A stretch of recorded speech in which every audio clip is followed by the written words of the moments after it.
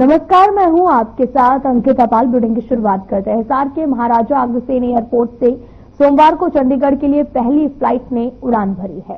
Flight को लेकर मुख्यमंत्री नायब सिंह सैनी ने हरी झंडी दिखाई है और सीएम सैनी ने कहा कि खुद फ्लाइट से चंडीगढ़ के लिए रवाना हुए और चंडीगढ़ की हवाई सेवा शुरू करने के लिए आयोजित कार्यक्रम को संबोधित किया।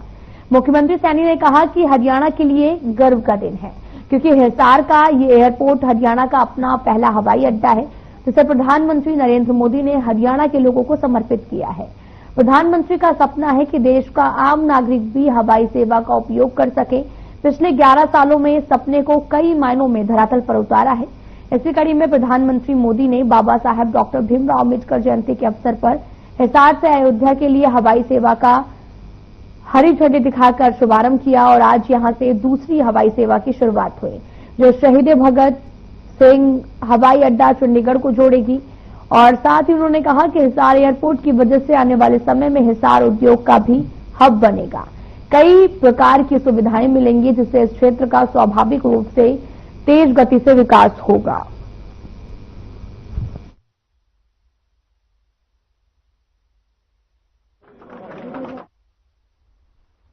अयोध्या को जोड़ने के लिए यात्रा को हरी झंडी दिखा करके उसका शुभारंभ किया था। आज उसी कड़ी में ये दूसरी फ्लाइंग शुरू हो रही है। महाराजा अग्रसेन हवाई अड्डा हिसार से शहीद भगत सिंह हवाई अड्डा चंडीगढ़ को जोड़ने का ये काम करेगी। आदरणीय प्रधानमंत्री जी ने इसी मंच से यहीं से कहा था कि ये यात्रा भगवान श्री कृष्ण की भूमि से भगवान राम की भूमि को जोड़ने का काम करेगी, और वो कर रही है। मुझे खुशी है।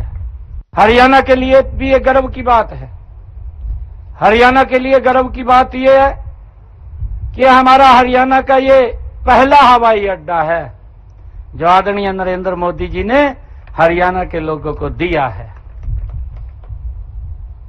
मोदी जी के 11 वर्ष गौरवशाली पूरे हुए हैं। हम गौरव का उत्सव मना रहे हैं। देश किस गति से आगे बढ़ा है और देश मोदी जी का जो सपना है, मोदी जी का जो संकल्प है कि 2047 तक ये भारत ये विकसित राष्ट्र बनेगा।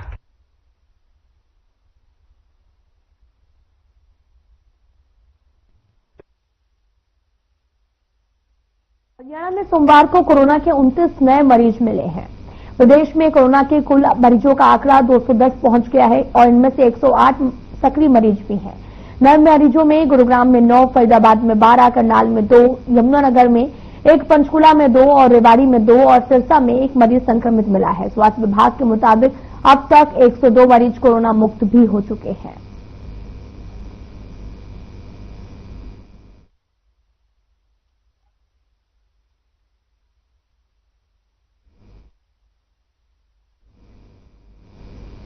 इसी खबर पर ज्यादा जानकारी के लिए हमारे साथ में हमारे संवाददाता विजयन जुड़ चुके हैं। विजयन, मैं आपसे जानना चाहूंगी कि कोरोना के मामले लगातार बढ़ते जा रहे हैं, तो कितने एक्टिव केस अभी तक सामने आ चुके हैं? ताजा अपडेट बताइए। अंकिता, देखिए, जिस तरह से लगातार कोरोना के केस कहीं ना कहीं अगर गुरुग्राम फरीदाबाद की बात करें तो लगातार बढ़ते नजर आ रहे हैं। हालांकि जो नंबर बढ़ रहे हैं केसों के, उसी के हिसाब से लोग ठीक भी होते नजर आ रहे हैं। अगर गुरुग्राम की बात करें तो गुरुग्राम में लगभग 331 सैंपल 24 घंटे में लिए गए और साथ ही आपको बता दें कि गुरुग्राम में 24 घंटे बीते 9 केस सामने आए हैं, जिसमें 50 जो केस ऐसे हैं कि एक्टिव केस हैं और फिलहाल 85 टोटल संख्या कोरोना के मरीजों की हो गई है और 33 लोग अभी तक डिस्चार्ज हो चुके हैं। उसी तरह से हरियाणा का भी लगातार जो आंकड़ा है वो बढ़ते नजर आ रहा है। जिस तरह से फरीदाबाद की बात करें तो 12 कल 24 घंटे में 12 केस आए हैं, तो टोटल जिस तरह से संख्या बढ़ रही है, टोटल जो केस मरीजों की संख्या फिलहाल 210 हो चुकी है। तो इसी तरह से कोरोना लगातार अंकिता बढ़ता नजर आ रहा है। ऐसे में और भी ज्यादा सतर्कता बरतने की जरूरत है। हालांकि जो मरीज हैं, ज्यादातर हॉस्पिटल में कोई भी मरीज अभी तक एडमिट नहीं हुआ है और घर पर ही उनका इलाज किया जा रहा है। होम आइसोलेशन में उनको रखा गया है और ऐसे में मरीज जल्द ठीक भी हो रहे हैं, लेकिन फिर भी सतर्कता बरतने की बेहद जरूरत है। हालांकि स्वास्थ्य विभाग लगातार मरीजों में क्या लक्षण दिखाई दे रहे हैं, क्योंकि ज्यादातर जो अंकिता जो ज्यादातर जो मरीज हैं, हल्का खांसी जुकाम मरीजों में देखा जा रहा है और ज्यादातर जो लोग हैं, कुछ लोग ऐसे हैं जो कि जिनकी हिस्ट्री है, जो बाहर दूसरे स्टेट से आए हैं, वो पॉजिटिव पाए जा रहे हैं। तो कुछ लोग यहीं गुरुग्राम में यहीं रह रहे हैं, वो भी पॉजिटिव पाए जा रहे हैं। तो ज्यादा जो लक्षण है वो ज्यादा हम कह नहीं सकते कि किस तरह से जो लक्षण ज्यादा खतरनाक लक्षण नहीं मरीजों में नजर आ रहे हैं, लेकिन नॉर्मल ये लक्षण है और ऐसे में मरीजों की संख्या जरूर बढ़ती नजर आ रही है, जिस तरह से गुरुग्राम फरीदाबाद में लगातार बढ़ रही है। और ऐसे में स्वास्थ्य विभाग का यही कहना है कि फिलहाल हम पूरी तरह से तैयार हैं और जो अगर कोई मरीज क्रिटिकल मरीज जो गंभीर अगर मरीज कोई भी आता है तो उसके लिए भी पूरा पर्याप्त इंतजाम हॉस्पिटलों में किया गया है। स्वास्थ्य विभाग की जो टीम है वो अलर्ट है और लोगों को भी जागरूक किया जा रहा है कि जो कोरोना है उससे बचने के लिए थोड़ा अगर आप मास्क लगा सकते हैं, भीड़ भाड़ वाले इलाकों से बच सकते हैं तो बचें। जी अंकिता। विजेंद्र, आपसे ये भी जानना चाहेंगे क्योंकि कई लोगों की मौत की भी जो मामले सामने आए हैं, तो उन्हें क्या पहले से कोई संक्रमण था या वो पहले भी कोविड पॉजिटिव हुए हैं?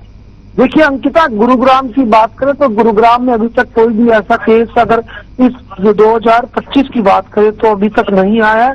और ऑल ओवर बात करें तो किसी मरीज की अगर कोरोना संक्रमित होने से डेथ हुई है तो कई ऐसे मरीज हैं जो और अन्य बीमारियों से भी ग्रस्त है या उम्र के पड़ाव में जो मरीज थे और बीपी शुगर या अन्य उनको बीमारी थी, उनको कहा जा सकता। लेकिन गुरुग्राम में अभी तक ऐसा कोई भी अभी केस नहीं आया जिनकी मौत हुई हो कोरोना से। जी, आपसे ये भी जानना चाहेंगे कि जो मामले लगातार बढ़ते जा रहे हैं, एक्टिव मामले भी काफी ज्यादा अब बढ़ते जा रहे हैं, तो ऐसे में हेल्थ विभाग का क्या कुछ कहना है? क्योंकि होम आइसोलेशन में रखा गया है और फर्स्ट वेव आई, सेकेंड वेव आई, तो ये वेव कैसी रहने वाली है? देखिए अंकिता, फिलहाल जिस तरह से 2020 का जो कोरोना था, उस कोरोना को सभी ने देखा था, किस तरह का मंजर था, किस तरह से लोगों की मौत हुई थी और किस तरह से हाहाकार मची थी और संसाधनों की भी काफी कमी पड़ गई थी। जिस तरह से ऑक्सीजन की काफी कमी थी, बहुत ज्यादा एक विकराल स्थिति पैदा हो गई थी। हालांकि सरकार ने जिस तरह से वैक्सीनेशन किया, कहीं ना कहीं स्थिति को संभाल लिया और देशों में भी कोरोना ने पैर पसारा था। लेकिन इंडिया की बात करें तो कहीं ना कहीं जो सरकार थी वो अलर्ट थी और काफी हद तक कहा जा सकता है कि कोरोना से निपटने में कामयाबी हुई। जिस तरह से वैक्सीन लगाई गई, समय पर लोगों को वैक्सीन मिल गई। हालांकि अगर बात करें अब लहर की, सेकंड लहर की, तो अंकिता अभी कुछ नहीं कहा जा सकता। फिलहाल जो मरीज निकलकर सामने आ रहे हैं उनमें हल्का फुल्का खांसी जुकाम देखा जा रहा है और जल्दी वो स्वस्थ भी हो रहे हैं और ऐसी नौबत अभी तक नहीं आई है कि हॉस्पिटलों में मरीजों की भरमार हो या लगातार मरीज हॉस्पिटल में एडमिट हो रहे हो। घर पर ही उनका इलाज किया जा रहा है, होम आइसोलेशन में ही उनको रखा जा रहा है और वहीं पर उनका इलाज हो रहा है। ज्यादा अभी गंभीर स्थिति नहीं है, लेकिन फिर भी स्वास्थ्य विभाग अलर्ट है। स्वास्थ्य विभाग लगातार ये दावा कर रहा है कि वो पूरी तरह से अलर्ट है और लगातार जो टेस्ट बीते 24 घंटे में बात करें गुरुग्राम तो 331 लोगों के सैंपल लिए गए हैं।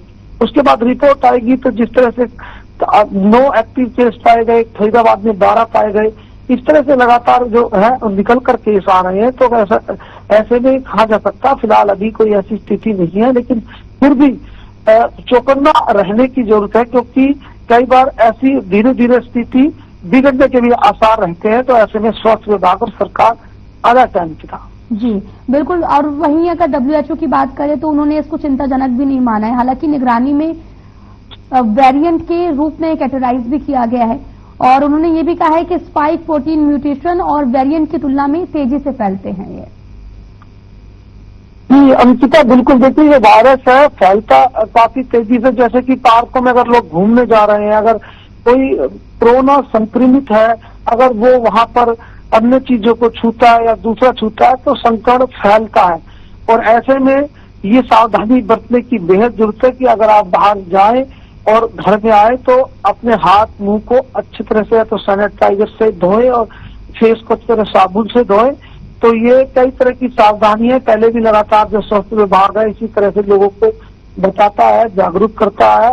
और सबसे बड़ी बात है कि सावधानी जो है मेन एक उद्देश्य सावधानी बरतनी बेहद जरूरी है। हालांकि देखो भीषण गर्मी पड़ रही है और भी अन्य मरीज गर्मी से पीड़ित होकर जिस तरह से पानी की कमी होना वो मरीज हॉस्पिटलों में जरूर पहुंच रहे हैं। तो ऐसे में लगातार जो अगर उनकी भी जांच की जा रही है और गर्मी का जिस तरह से पारा लगातार बढ़ रहा है, गर्मी से भी लोगों को बचने की आवश्यकता है। जिस तरह से लगातार जो गर्म हवाएं चल रही है और किस तरह से उमस भरी गर्मी आसमान से अंगारे बरस रहे हैं, ये भी कहीं ना कहीं लोगों के स्वास्थ्य को बिगाड़ रहा है, बीमार कर रहा है। इसके लिए भी लोगों को जागरूक और सचेत रहने की जरूरत है उनके पास। हालांकि कोरोना अभी फिलहाल जिस तरह से धीरे धीरे कोरोना बढ़ तो रहा है, लेकिन जितने मरीज आ रहे हैं उसी रफ्तार से मरीज ठीक भी हो रहे हैं और ऐसा कुछ गंभीर मामला है। अभी तक गुरुग्राम में किसी कोरोना पेशेंट की मौत का जो आंकड़ा है वो सरकारी आंकड़ा अभी तक कोई सामने नहीं आया कि प्रशासन ने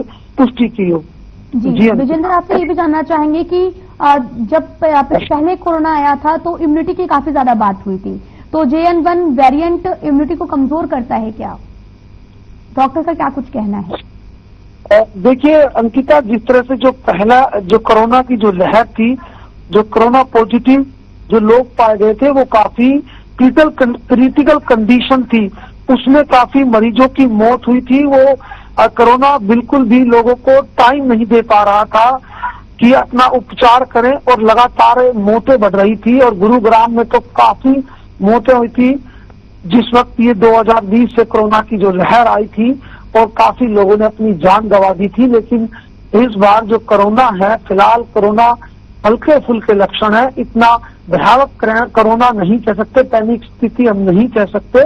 और फिलहाल पर्याप्त जो इंतजाम है ऑक्सीजन का या अगर आइसोलेशन की बात करें वो पूरी तरह से इंतजाम किया गया है। लेकिन फिर भी जिस तरह से 2020 का जो मंजर सभी ने देखा था, हजारों लोगों ने किस तरह से कोरोना पॉजिटिव एक दिन में लगातार 3-3, 4-4 हजार लोग पॉजिटिव पाए जा रहे थे और काफी भयावह स्थिति हो गई थी। लॉकडाउन लगाना पड़ा था, आर्थिक नुकसान हुआ था, लोगों के रोजगार छूट गए थे, लोग किस तरह से परेशान हुए थे, किस तरह से लोग जो संस्थाएं थी वो खाना बांट रही थी, क्योंकि जो बेरोजगार जो मजदूर लोग थे उनके लिए किस तरह से लोगों ने समाज सेवा के लिए उतरे थे, प्रशासन उतरा था, सरकार उतरी थी। लेकिन फिर भी हमें अलर्ट रहने की जरूरत है, क्योंकि कभी भी भयावह स्थिति बनने में देर नहीं लगती, कभी भी भयावह स्थिति बन सकती है। लेकिन फिलहाल जो ये JN1 वायरस है फिलहाल इतना प्रभावशाली नहीं बताया जा रहा है इसको।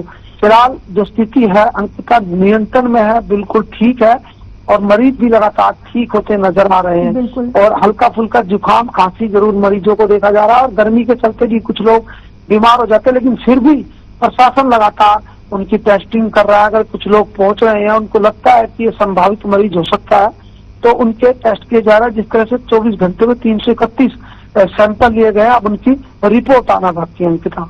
जी विजेंद्र, आपसे ये भी जानना चाहेंगे, जैसे कि आपने बताया कि धरातल पर स्थिति जो है वो लगातार तैयारियां तेज हैं, राज्य पर्याप्त ऑक्सीजन बेड का भी इंतजाम कर रहा होगा, तो ऐसे में आपसे ये जानना चाहेंगे कि सभी राज्यों को ऑक्सीजन, आइसोलेशन बेड और वेंटिलेटर और जरूरी दवाओं की पर्याप्त व्यवस्था के निर्देश दिए गए हैं। तो अभी गुरुग्राम का और हरियाणा का पूरा क्या हाल है, क्या स्थिति है वहां पर? तो गुरुग्राम की बात करें तो स्वास्थ्य विभाग लगातार यही दावा करता आ रहा है कि पूरी तरह से जो कोरोना का जो नया ये वेरिएंट आया इससे निपटने के लिए पूरी तरह से सचेत है और मुस्तैद है। और स्वास्थ्य विभाग की बात करें तो जो गुरुग्राम में हॉस्पिटल्स है और ऐसे में अगर स्थिति भयावह होती है तो जो प्राइवेट हॉस्पिटल है उनके साथ भी मीटिंग की जाती है, उनके भी दिशा निर्देश दिए जाते हैं, चाहे सैंपल को लेकर दिए जाए, चाहे पैसे को निर्धारित किया जाए, सैंपल की जो कॉस्ट होती है उसको निर्धारित किया जाए, या बेडों की बात की जाए कि पर्याप्त मात्रा में अगर मरीजों की संख्या बढ़ती है तो किस तरह से अगर सरकारी अस्पताल से ज्यादा जो कुछ हॉस्पिटलों में उनको शिफ्ट किया जा सकता है। इस तरह से पूरी तरह से प्रशासन अभी हालांकि इस तरह का कोई अभी माहौल बनता नजर नहीं आया, इस तरह से कोई मंजर नहीं है कि स्थिति भयावह हो, दूसरे हॉस्पिटलों में उनको एडमिट करना पड़े। यहीं पर मात्रा में जो आइसोलेशन वार्ड बनाया गया, वहीं ऑक्सीजन की तमाम जो दवाइयां जो कोरोना पेशेंट को दी जा रही है, चाहे बुखार खांसी जुकाम की, तमाम तरह की दवाइयां भी मौजूद है। फिलहाल ऐसा कुछ सामने निकल कर नहीं आ रहा है कि स्वास्थ्य विभाग लापरवाही बरत रहा है या जिस तरह से लगातार 331 टेस्ट किए गए हैं।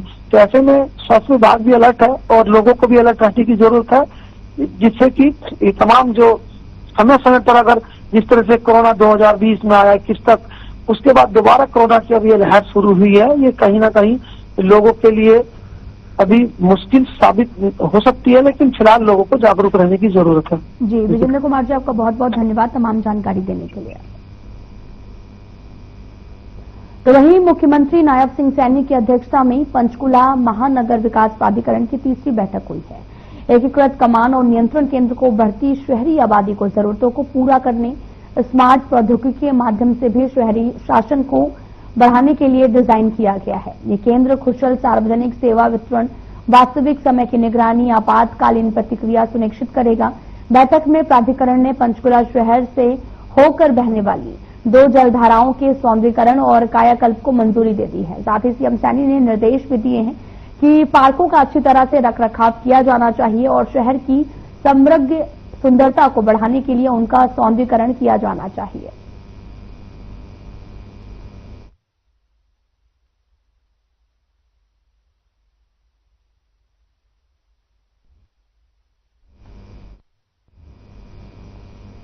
सीएम नायब सिंह सैनी ने सोनीपत महानगर विकास प्राधिकरण की बैठक की अध्यक्षता की। बैठक में सोनीपत महानगर क्षेत्र में बुनियादी ढांचा विकास परियोजनाओं को बढ़ावा देने के लिए वित्त वर्ष 2025-26 के लिए 349.8 करोड़ रुपए के बजट को मंजूरी दे दी है। बैठक में हरियाणा के सहकारिता मंत्री डॉक्टर अरविंद शर्मा, सोनीपत के सांसद सतपाल ब्रह्मचारी और विधायक निखिल मदान, देवेंद्र कादियान, कृष्ण गहलावत और मेयर राजीव जैन उपस्थित रहे।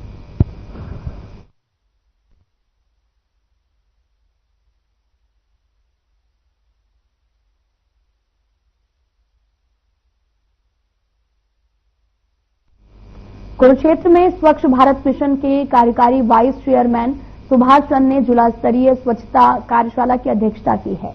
इस दौरान उन्होंने पार्क और शौचालय पर विशेष ध्यान देते हुए 2 दिनों में डीएलटीपी सदस्यों के साथ विजिट करने के निर्देश दिए। उन्होंने कहा कि नगर परिषद सभी नगर पालिकाओं में नागरिकों के लिए हेल्पलाइन नंबर जारी करना सुनिश्चित किया जाए और वहीं उन्होंने ये भी कहा कि डोर टू डोर कचरा उठाने वाली एजेंसियों के कार्यों की एग्रीमेंट के अनुसार चेकिंग की जाए, लेकिन लापरवाही करने पर सख्त कार्रवाई भी की जाएगी। स्वच्छता के कार्य का विस्तारीकरण, समाजीकरण करते हुए प्रत्येक वार्ड स्तर में स्वच्छता कमेटी का गठन किया जाए, जो साफ सफाई के कार्यों पर नजर रखेंगे और अपनी तरफ से सहयोग भी देंगे।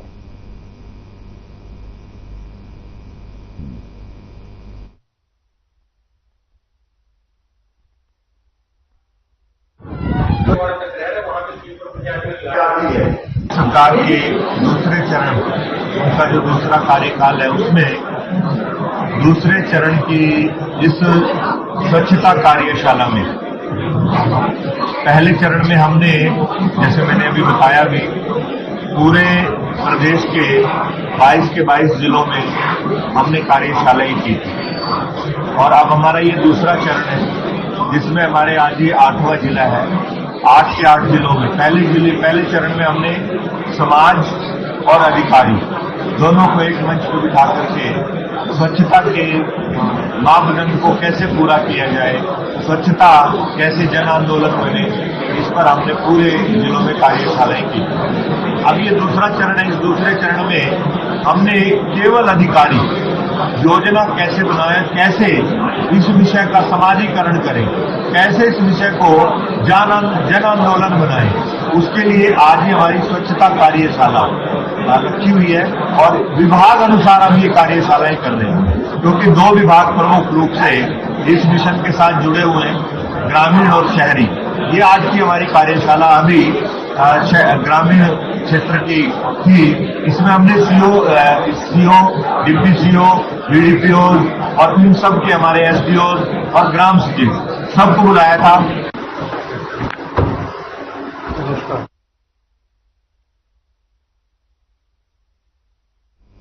कुरुक्षेत्र में पुलिस को बड़ी सफलता मिली है। पुलिस ने चोरी करने वाले 4 आरोपियों को गिरफ्तार किया है और साथ ही आरोपियों के पास से करीब 3 क्विंटल लोहा, टाटा ऐश गाड़ी और साथ ही बाइक बरामद हुई है। जिसके बाद में उप निरीक्षक रामपाल ने कहा कि शिकायतकर्ता ने कहा है कि अपने खेत में बाहर लोहे का काफी सामान रखा हुआ है और चोरों ने लोहे के सामान को चोरी कर मौके से फरार हो गए।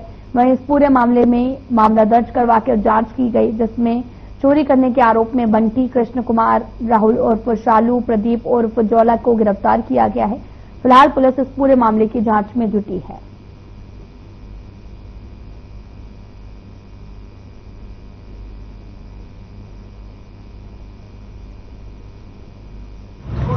पच्चीस की रात को परमानंद वासी अफीरा के खेत से सरिया, एंगल, जहां लोहा और गार्डर लोहा 4 अक्यूजों ने चोरी किए थे, जिनको कल सूरजमल एसआई और हमने गिरफ्तार किया है, जिन पर केस दर्ज किया जा रहा है।